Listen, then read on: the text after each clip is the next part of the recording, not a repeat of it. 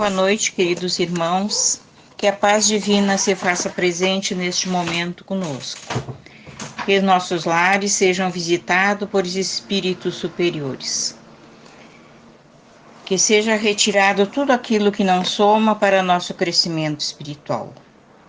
Agora, harmonizados, vamos ouvir o Evangelho, que será do capítulo 24, Não ponhais a candeia debaixo do alqueiro.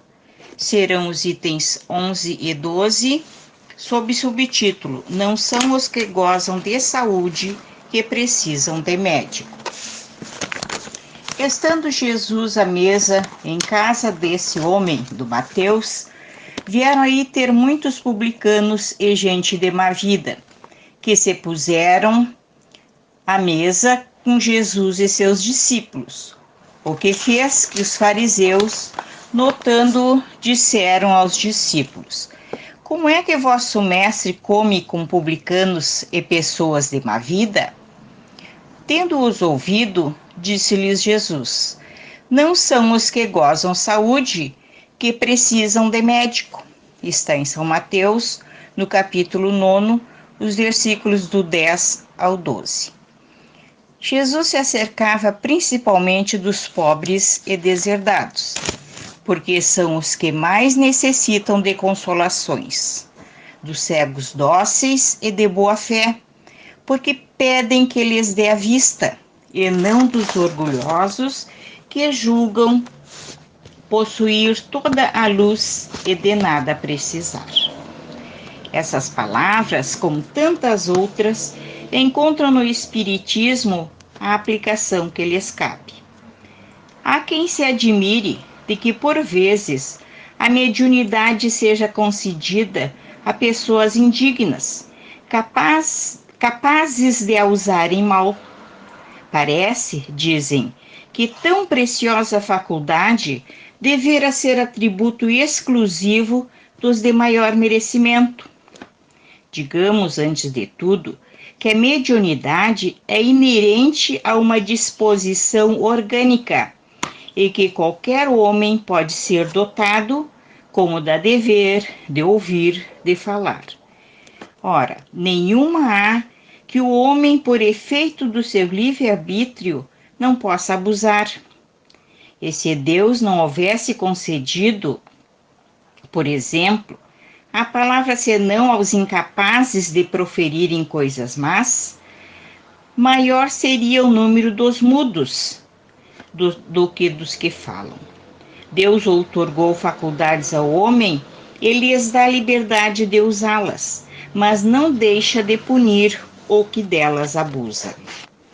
Se só aos mais dignos fosse concedida a faculdade de comunicar com os espíritos, quem ousaria pretendê-la? Onde é o demais o limite entre a dignidade e a indignidade? A mediunidade é conferida sem distinção, a fim de que os espíritos possam trazer à luz todas as camadas, a todas as classes da sociedade, ao pobre como ao rico, aos retos, para os fortificar no bem, aos viciosos, para os corrigir. Não são esses últimos os doentes que necessitam de médico? Porque Deus, que não quer a morte do pecador, o privaria do socorro que o pode arrancar do lameiro? Os bons espíritos lhe vêm auxílio, e seus conselhos dados diretamente são de natureza a impressioná-lo de modo mais vivo do que se os recebesse indiretamente. Deus, em sua bondade, para lhes poupar o trabalho de ir buscá-la longe, nas mãos lhe coloca a luz. Não será ele bem mais culpado se não a quiser ver?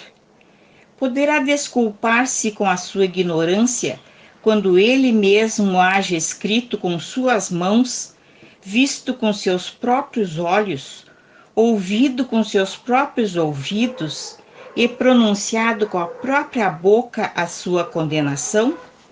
Se não aproveitar, será então punido pela perda ou pela perversão da faculdade que lhe fora outorgada, e da qual, nesse caso, se aproveitam os maus espíritos para o obsediarem e enganarem, sem prejuízo das aflições reais com que Deus castiga os servidores indignos e os corações que o orgulho e o egoísmo endurecem. A mediunidade não implica necessariamente relações habituais com os espíritos superiores.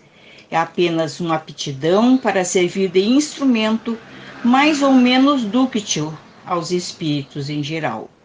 O bom médium, pois, não é aquele que comunica facilmente, mas aquele que é simpático aos bons espíritos e somente deles tem assistência.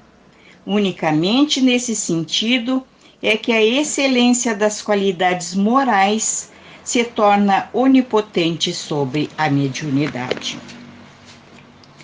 Como vimos, não precisa ser espírita para ser médium. Temos visto muitos médios usarem mal essa faculdade, que lhes foi concedida para minimizar as dores do mundo. Como nos disse a lição, recebemos mensagens de advertência e achamos que é para o fulano, e muitas vezes é um alerta para nós mesmos, que aí estamos ouvindo ou escrevendo. O são não precisa de médico porque ele professa fé e tem a certeza que um ser superior zela por ele. O são não precisa de médico porque ele vive os ensinamentos que Cristo deixou. Que possamos seguir sempre os ensinamentos da doutrina espírita, todos eles baseados no amor, na caridade. Que nosso planeta seja envolvido pela paz, pelo amor, pela esperança. Vamos mentalizar agora nossas águas, que sejam colocados nelas os remédios que estamos necessitando. E agradecemos a todos os irmãos, encarnados e desencarnados que estiveram conosco. Que a paz de Cristo permaneça em nossos corações. Que assim seja. Uma boa noite a todos, meus irmãos.